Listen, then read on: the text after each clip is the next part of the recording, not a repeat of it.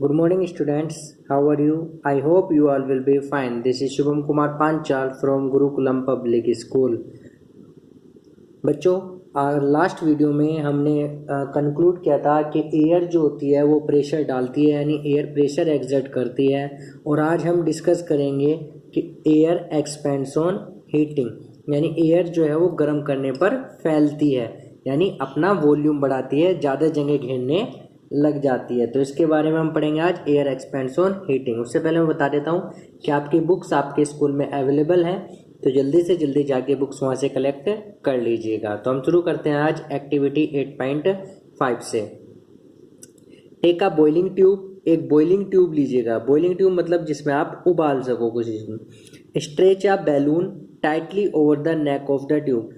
अब एक बैलून जो है वो ट्यूब की नेक पर चढ़ा दीजिएगा, इस तरीके से जैसा आपको दिख रहा है, ठीक है। तो ट्यूब की नेक पर जो है बैलून को चढ़ा दीजिएगा। You can use a tape to make it tight. इसको टाइट करने के लिए, यानी जिससे हवा ना निकले, आप इस पर टेप भी बांध सकते हो, इसके मुंह पर टेप लगा सकते हो। Pour some hot water in a beaker. अब एक बीकर में गर्म पानी डालिएगा। Insert the boiling tube with the balloon in the hot water. अब जिस बॉइलिंग ट्यूब पर आपने बैलून लगाया था उसको हॉट वाटर में रख दीजिएगा। ऑब्जर्व फॉर 2 to 3 मिनट्स, 2 से 3 मिनट को उसको देखिएगा। For any change in the shape of the balloon, कि बैलून की शेप में, आकार में कोई बदलाव होता है या नहीं। Take the tube out. अब उस ट्यूब को बाहर निकाल लीजिएगा। Let it cool down to the room temperature, और उसको कमरे में ऐसे रख दीजिएगा और रूम टेम्परेचर पर उसको ठंडा होने दीजिएगा। Take some ice cold water. अब कुछ बर्फ जितना ठंडा पानी लीजिएगा अनदर बीकर, दूसरे बीकर में। And place the tube with the balloon in cold water. और बैलून में जो ट्यूब लगी हुई थी जिस पर आपने बैलून चढ़ाया था उसको आप ठंडे पानी में रख दीजिएगा। फॉर 2 to 3 मिनट्स, 2 से 3 मिनट के लिए। Observe the change in the shape of the balloon, और बैलून की शेप में क्या बदलाव होता है ये नोटिस कीजिएगा, ठीक है। तो आपने एक्टिविटी 8.5 में क्या करना है कि एक बॉइलिंग ट्यूब लेनी है। बॉइलिंग ट्यूब क्या होती है? वो लेबोरेटरी में एक ट्यूब होती है जिसमें लिक्विड डालकर उसको गर्म किया जाता है। तो एक आपको बॉइलिंग ट्यूब लेनी है। बॉइलिंग ट्यूब के ऊपर एक आपको बैलून चढ़ा देना है, उसके मुंह पर नेक पे ऐसे चढ़ा देना है, ठीक है। और उसकी नेक पर ऐसे ट्यूब पर चढ़ाने के बाद उसको टाइट करने के लिए आप टेप का यूज भी कर सकते हैं। अब एक बीकर में गर्म पानी डालिएगा, ठीक है। गर्म पानी डालने के बाद उस बॉइलिंग ट्यूब को जिस पर आपने बैलून चढ़ाया था उसको गर्म पानी में रख दीजिएगा, और लगभग 2 से 3 मिनट उसको देखिएगा कि उसके बैलून के शेप में कोई चेंज आता है या नहीं आता है। इसके बाद आप क्या करेंगे, जब चेंज देख लेंगे तो ट्यूब को बाहर निकाल दीजिएगा और उसको रूम टेम्परेचर पर ठंडा होने दीजिएगा, ठीक है। अब क्या करना है, बीकर में कोई बर्फ जितना ठंडा पानी डाल दीजिएगा और फिर से जो ट्यूब पर आपने बैलून चढ़ाया था उसको उस बीकर में रख दीजिएगा, और फिर से उसे 2 से 3 मिनट के लिए देखिएगा। आप देखोगे बैलून की शेप में फिर से चेंज आता है। तो देखते हैं कैसे चेंज आता है और क्या चेंज आता है, ठीक है। What makes the balloon inflated, किस वजह से बैलून इन्फ्लेटेड यानी फूल जाता है। When the boiling tube is placed in hot water, जब गर्म पानी में बॉइलिंग ट्यूब को रखा जाता है तो बैलून आपका फूल जाता है। Why is the same balloon deflated, और वही बैलून पिचक क्यों जाता है। When the tube is kept in the cold water, जब ट्यूब को कोल्ड वाटर में रखा जाता है, यानी जब आपने ट्यूब को गर्म पानी में रखा तो बैलून फूल जाता है, और जब आपने उसी ट्यूब को ठंडे पानी में रखा तो वही गुब्बारा, वही बलून जो होता है वो क्या होता है, पिचक जाता है। कैन वी इन्फर, क्या हम समझ सकते हैं, फ्रॉम द फर्स्ट ऑब्जर्वेशन, पहले प्रेक्षण से या पहली जो चीज हम देखी है, that air expands on heating, कि एयर जो है वो गर्म होने पर फैलती है। आप जानते हो कि बॉइलिंग ट्यूब में कुछ ना कुछ एयर पहले से मौजूद होगी, और उसके ऊपर आपने बैलून चढ़ा दिया तो वो ट्यूब से बाहर तो निकल नहीं सकती। तो जैसे ही आपने ट्यूब को गर्म पानी में रखा तो ट्यूब के अंदर जो एयर होगी वो गर्म होगी, और गर्म होने पर एयर क्या है, फैलती है, जिसकी वजह से वो गुब्बारा फूल जाता है। Can you now state what happens to the air in boiling tube when it's cool down. तो अब आप क्या बता सकते हो कि जब बॉइलिंग ट्यूब को ठंडे पानी में रखा जाता है तो एयर के साथ क्या होता है। भाई एयर गर्म करने पर फैल रही है तो ठंडा होने पर वापस सिकुड़ोगी भी, ठीक है बच्चों, इतनी बात समझ में आई। The next activity is very interesting. This will make you understand more about hot air. अगली एक्टिविटी जो है वो और भी मज़ेदार है, जिससे आपको हॉट एयर के बारे में और भी पता चलेगा। क्या कह रही है एक्टिविटी 8.6, देखते हैं। Take 2 paper bags, 2 paper bags लीजिएगा यानी कागज के थैले लीजिएगा 2, और एम्प्टी पेपर कप या खाली पेपर के कप ले लीजिएगा, कप जैसे थर्माकोल का आता है ना वैसे, ऑफ द सेम साइज एक जैसे आकार के। Hand the 2 bags in the inverted position, यानी हैंग मतलब लटकाइएगा दोनों बैग दोनों थैले को इन्वर्टेड पोजिशन यानी उल्टा करके। On the 2 ends of a metal, एक धातु के दोनों सिरों पर, और अ वुडन स्टिक या लकड़ी की छड़ पर। ठीक है, तो आपको क्या करना है, 2 पेपर बैग लेना है या पेपर कप लेने हैं, 2 खाली पेपर कप। ठीक है, अब दोनों बैग्स को, पेपर के जो थैले थे उनको उल्टा करके लटका दीजिएगा, किसी छड़ी पर लटका दीजिएगा, किसी मेटल पर, धातु की छड़ी पर लटका दीजिएगा। ठीक है बच्चों, उसके बाद tie a piece of thread, धागे का एक टुकड़ा जो है, in the middle of the stick, धागे का एक टुकड़ा जो है वो स्टिक के बीच में बांध दीजिएगा, यानी छड़ी पर जिस पर आपने वो पेपर कप लटकाए थे उसके बीच में एक धागा बांध दीजिएगा।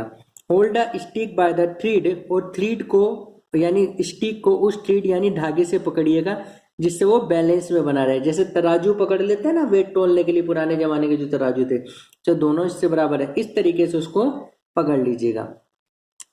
Put a burning candle below one of the bags, ठीक है, दोनों में से एक बैग के नीचे क्या करेंगे, बर्निंग कैंडल यानी जलती हुई मोमबत्ती रखिएगा, as shown in the figure, जैसे कि आपको फिगर में दिखाया यानी चित्र में दिखाया गया है।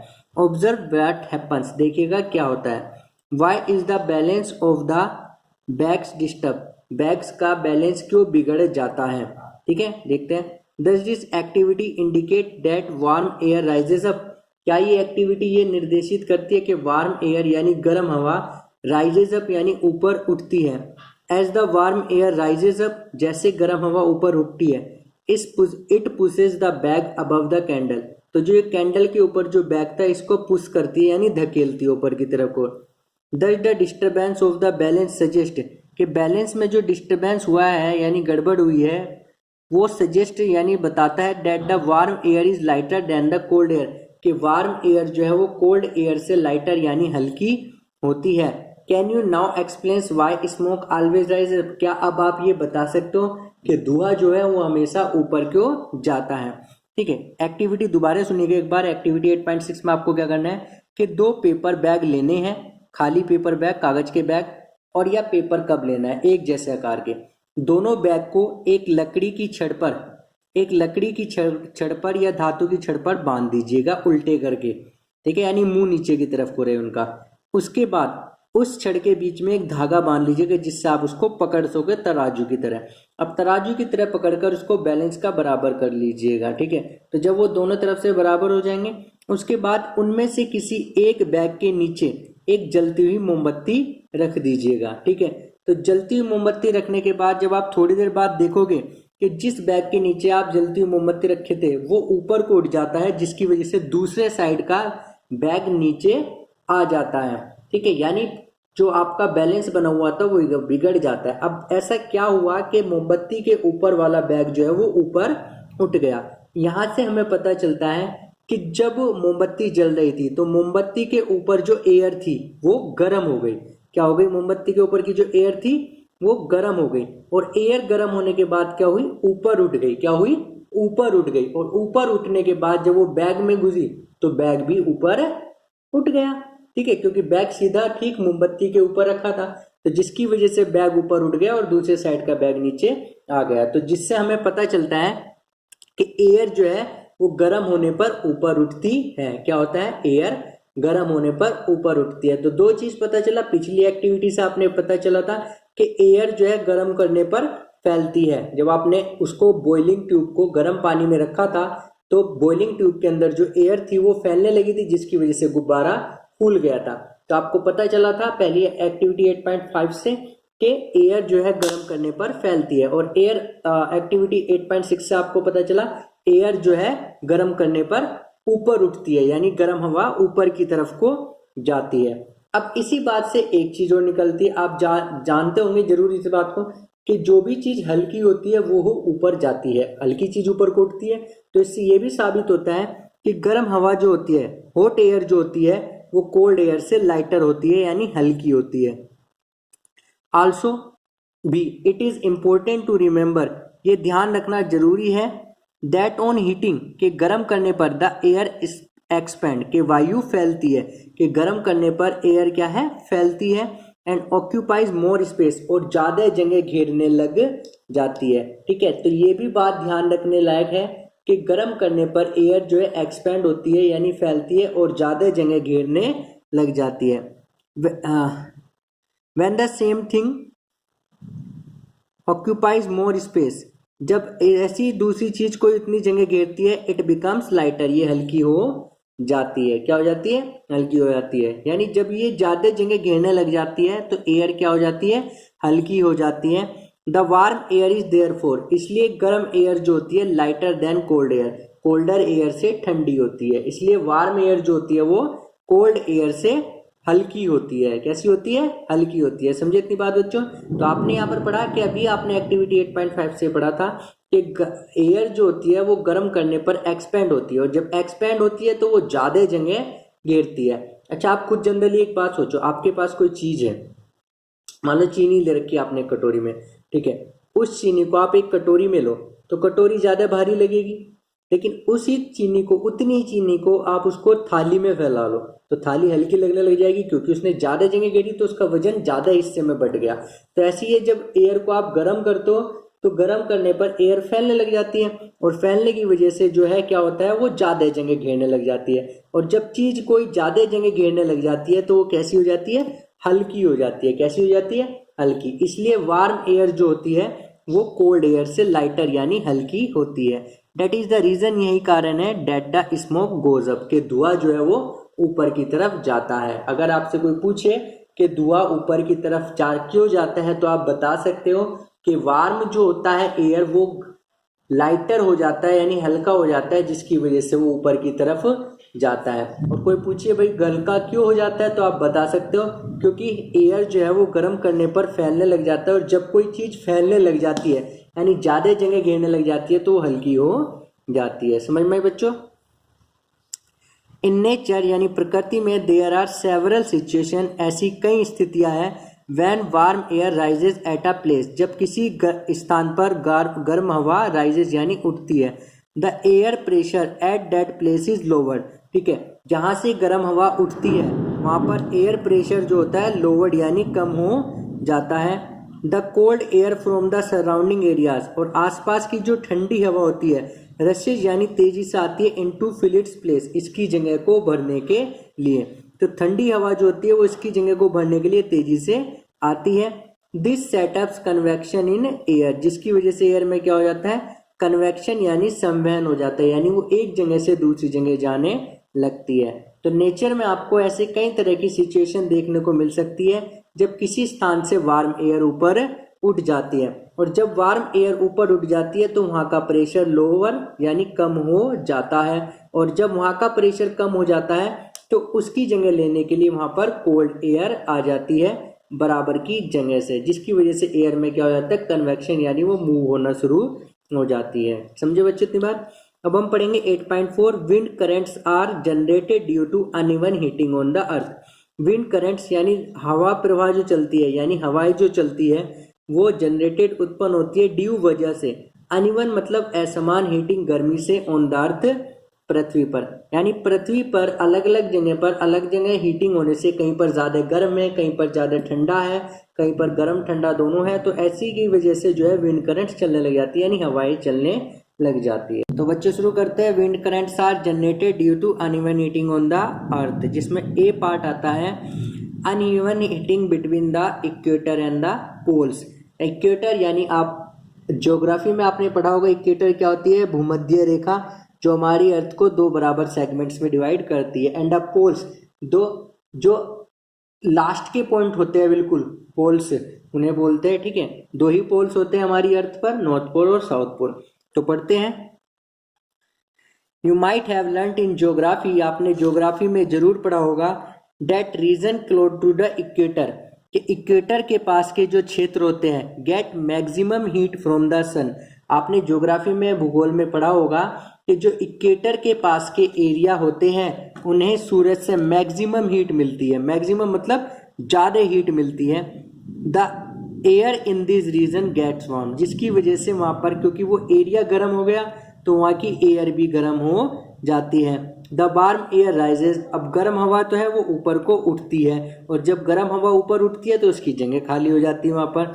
And the cooler air from the region to the in the 0 to 30 degree latitude belt, और जो कूलर रीजन होते हैं जो 0 से 30 डिग्री लैटिट्यूड बेल्ट है, on other side of the equator, equator के दोनों साइड मूव्स इन, वहां पर आ जाती है। देखो ध्यान दो बच्चों, मैं थोड़ा सा ज्योग्राफी के बारे में बता देता हूँ आपको कि क्या होता है। आपने पढ़ा होगा ज्योग्राफी में, हमारी अर्थ पे कुछ इमेजनरी लाइन्स हैं, ठीक है, जिन्हें हम लैटिट्यूड और लॉन्गिट्यूड के नाम से जानते हैं। जो हॉरिजॉन्टल लाइंस होती है उन्हें हम लैटिट्यूड्स कहते हैं, और जो वर्टिकल लाइंस होती है उन्हें हम लॉन्गिट्यूड्स कहते हैं। तो हमारी अर्थ जो है वो 2 सेगमेंट्स में डिवाइड है इक्वेटर की वजह से। इक्वेटर जो है वो 0 डिग्री लैटिट्यूड होता है, ठीक है, और ऊपर की जो लाइन होती है पोल्स तक 90 डिग्री लैटिट्यूड होता है। 90 डिग्री साउथ में ही होता है और 90 डिग्री नॉर्थ में होता है। जो अर्थ का ऊपर वाला हिस्सा है उसको हम नॉर्थ के नाम से, नॉर्थ की दिशा से निर्देशित करते हैं, और जो नीचे वाला है उसे साउथ की तरफ से निर्देशित करते हैं। तो क्या होता है, आपने पढ़ा होगा कि इक्वेटर पर सूरज की किरणें बिल्कुल सीधी पड़ती है, जिसकी वजह से वहां पर सूरज से ज्यादा गर्मी आती है। अब जब वहां पर सूरज से गर्मी ज्यादा आती है तो वहां की जो एयर है वो गर्म हो जाती है, और जब वहां की एयर गर्म हो जाती है तो आपने पढ़ा कि गर्म हवा जो है वो ऊपर उठती है। क्यों ऊपर उठती है? क्योंकि गर्म हवा हल्की हो जाती है। अब जब गर्म हवा ऊपर उठ गई वहां की, तो वहां पर क्या हुआ, ठंड, जगह खाली हो गई एयर की। तो क्या होता है कि जो हमारी एयर आती है कहाँ से, 0 से 30 डिग्री लैटिट्यूड बेल्ट की। कहाँ से 0 से 30 डिग्री बेल्ट की, इक्वेटर के दोनों साइड से वो अंदर की तरफ आ जाती है। These winds blow from the north and the south toward the equator, ये हवा जो है वो दोनों साइड से इक्वेटर की तरफ आती है, यानी नॉर्थ से भी और साउथ से भी इक्वेटर की तरफ, यानी बीच की तरफ आती है। एट द पोल्स, पोल्स पर, ध्रुवों पर क्या होता है, the air is colder than that the latitude about 60 degree, ठीक है। पोल्स पर क्या होता है, जो एयर है वो ठंडी होती है, than that the latitude about 60 degree, जो 60 डिग्री का लैटिट्यूड होता है वहां से ठंडी होती है। The warm air at this latitude, और इन लैटिट्यूड पर जो वार्म एयर होती है राइजेस अब गर्म हो जाती है। And a cold wind from the polar region rushes into take its place, और पोलर रीजन की ठंडी हवाएं एकदम इसकी जगह लेने आ जाती है। इन दिस वे, इस तरीके से wind circulation is set up from the poles to the warmer latitude as shown in figure 8.8। देखो मैं समझाता हूं इसको। ये जो लाइन आपको मिडिल में दिख रही है, ये वाली, ये क्या है, इक्वेटर है। ये क्या है आपका 60 डिग्री लैटिट्यूड है। कितना लैटिट्यूड है, 60 डिग्री। ये 60 डिग्री नॉर्थ है। एक मिनट, सॉरी बच्चों, ये आपका इक्वेटर है 0 डिग्री पर। ये आपका 23.5 डिग्री लैटिट्यूड है। ये आपका 60 डिग्री लैटिट्यूड, ठीक है बच्चों। ये आपका इक्वेटर हो गया, ये आपका 23.5 डिग्री हो गया, ये 66 डिग्री लैटिट्यूड आपका हो गया, ठीक है। ऊपर ये आपके पोल्स हो गए यहाँ पर। तो आपने यहाँ पर पढ़ा इक्वेटर पर गर्मी ज्यादा होती है, और जब यहाँ पर इक्वेटर पर गर्मी ज्यादा होती है तो यहाँ की जो एयर है वो गर्म होकर ऊपर उठ जाती है। तो ये जो 30 डिग्री तक का लैटिट्यूड है, यहाँ की एयर, जब यहाँ की एयर उठ के ऊपर चली जाती है तो इस 30 डिग्री से लैटिट्यूड तक की एयर तुरंत जो है उस एयर की जगह लेने आ जाती है। तो इसकी वजह से यहाँ से ठंडी ठंडी हवाएं इधर से आती है। ऐसी सेम पोजीशन यहाँ होता है। क्या होता है कि जो हमारे पोल्स होते हैं, पोल्स का रीजन जो है वो इस एरिया से, यानी 60 डिग्री लैटिट्यूड के एरिया से क्या होता है, ठंडा होता है। क्या होता है, पोल्स का रीजन हमारे 60 डिग्री लैटिट्यूड के एरिया से ठंडा होता है। तो क्या होता है, जब यहाँ की एयर भी गर्म होकर ऊपर उठ जाती है और यहाँ जगह खाली हो जाती है, तो पोल्स से जो है वो ठंडी ठंडी हवा इधर को आ जाती है, यानी 60 डिग्री लैटिट्यूड की तरफ आ जाती है। तो इस तरीके से हमारे यहाँ पर विंड सर्कुलेशन बना रहता है, ठीक है। सेम नीचे वाली साइड में होता है, ठीक है। जो अदर हाफ है अर्थ का, वहां भी ऐसे ही होता है, ठीक है। लिखा है the wind flow pattern because of the uneven heating on the अर्थ। तो इस तरीके से पृथ्वी के जगह जगह पर असमान रूप से गर्म होने की वजह से भी हवाएं चलती है। कैसे चलती है, आपने देखा कि ये वाला हिस्सा ज्यादा गर्म हो जाता है, और गर्म होने की वजह से यहाँ की हवा गर्म हो जाती है और ऊपर उठ जाती है। तो जिसकी वजह से बराबर में 30 डिग्री लैटिट्यूड के जो एरिया है दोनों नॉर्थ और साउथ के, वहां से ठंडी हवा जो है इस पर आ जाती है। क्या होता है, ठंडी हवा जो है इस पर आ जाती है। समझे बच्चों इतनी बात। ऐसे ही पोल्स पे क्या होता है, पोल्स ज़्यादा ठंडे होते हैं 60 डिग्री से, तो 60 डिग्री गर्म हुआ, तो गर्म होने की वजह से क्या होता है, यहाँ पर एयर भी गर्म हो जाती है और वो ऊपर उठ जाती है, और जब एयर यहाँ पर गर्म हो जाती है तो ठंडी हवा पोल से इधर आती है। कहने का मतलब ये है, एयर गर्म होती है और गर्म हवा होकर ऊपर उठ जाती है, तो उसकी जगह लेने के लिए ठंडी हवा आ जाती है। और ये ऐसा इसी वजह से होता है कि पृथ्वी पर जगह जगह पर असमान हीटिंग होती है, यानी कहीं पर ज़्यादा गर्म होता है, कहीं पर कहीं गर्म होता है। The winds would have flown in the north south direction from north to south और फ्रॉम साउथ टू नॉर्थ, यानी विंड्स जो है वो बहती है किधर, चलती है किधर से नॉर्थ साउथ डायरेक्शन में, नॉर्थ से साउथ की तरफ को या साउथ से नॉर्थ की तरफ को। A chance in direction is however caused by the rotation of the earth, direction बदल सकता है रोटेशन ऑफ द अर्थ की वजह से, समझे, यानी जो हवाएं चलती है वो नॉर्थ से साउथ चलती है या साउथ से नॉर्थ चलती है, और डायरेक्शन अर्थ के रोटेशन की वजह से ही बदलता है। अब आगे देखेंगे हम uneven heating of land on water, land और वाटर की अनइवन हीटिंग की वजह से भी हवाएं चलती है। You have read about the sea breeze and the land breeze in chapter 4, आपने चैप्टर 4 में सी ब्रिज और लैंड ब्रिज के बारे में पढ़ा होगा। इन समर गर्मियों में नियर द इक्वेटर, इक्वेटर के पास the land warms up faster, ठीक है। बच्चों वाला टॉपिक हम बाद में कंटिन्यू करेंगे, आज के लिए इतना काफ़ी है, ठीक है। उम्मीद करता हूँ आपको समझ में आया होगा। नेक्स्ट टॉपिक हम नेक्स्ट वीडियो में कंटिन्यू करेंगे। Thank you.